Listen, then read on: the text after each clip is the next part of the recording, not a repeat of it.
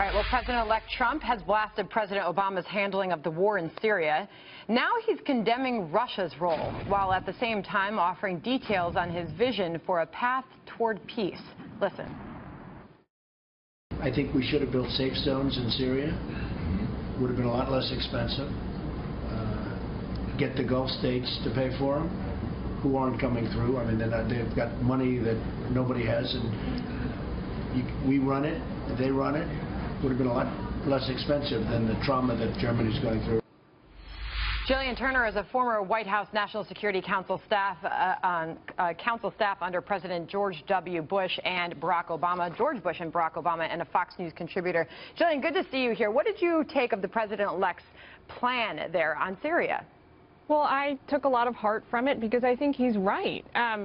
Twofold there, reasons I'm happy. One is it looks like he is willing to hold Russia accountable for some of the atrocities they've committed there.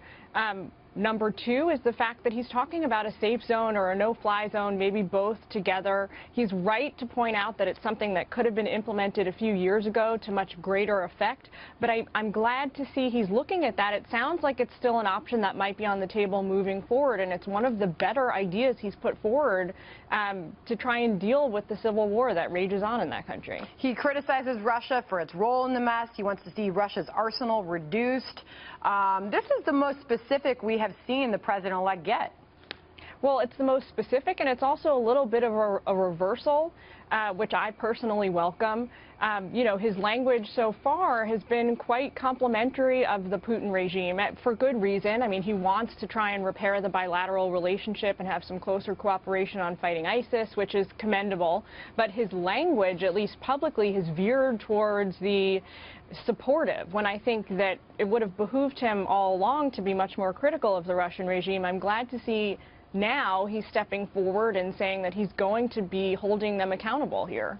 I mean, this has been a huge talking point during the campaign, during Trump's campaign, and now as president-elect, everyone's still left wondering what will Donald Trump's relationship, what will the Trump administration's relationship look like with Russia, and can we trust Russia? Well, I don't think there's any doubt in anybody's mind who's been following the U.S.-Russian bilateral relationship for a few years that we can trust them. We can't trust them as far as we can throw a stick at them.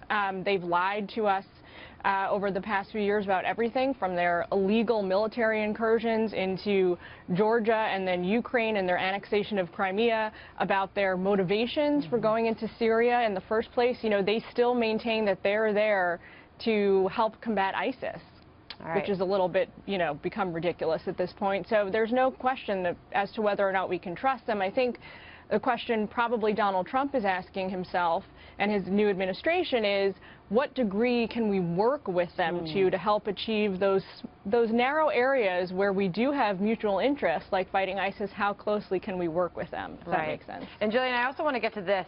Chinese state media issuing a pretty clear threat to President-elect Trump, saying Beijing will, quote, take the gloves off if Mr. Trump continues to pursue a closer relationship with Taiwan. Where is this going? So, you know, his President-elect Trump's time where he can say things and not have them carry the full force of policy is narrowing, right? We've got 4 days left now. So I think what he was trying to do on this issue up until now is sort of hedge against China, maybe threaten them a little bit with the idea that he's going to be working with the Taiwanese government. But as soon as he becomes president of the United States on Friday, his ability to communicate with that government freely ends, in the sense that anything he does do is going to be done in an official capacity and will officially represent U.S. foreign policy. So starting Friday, he's going to have to not have communications with that government unless he wants to indicate to the Chinese that the one China policy is coming to an end. And I don't think that's something he's decided yet. I mean, these are three huge foreign policy discussions, you know, from Syria to Russia to China. Gillian, these first 100 days after Friday is over will be closely watched. His performance will be measured. The scrutiny will be tight. What does that first 100 days look like when dealing with these three topics alone?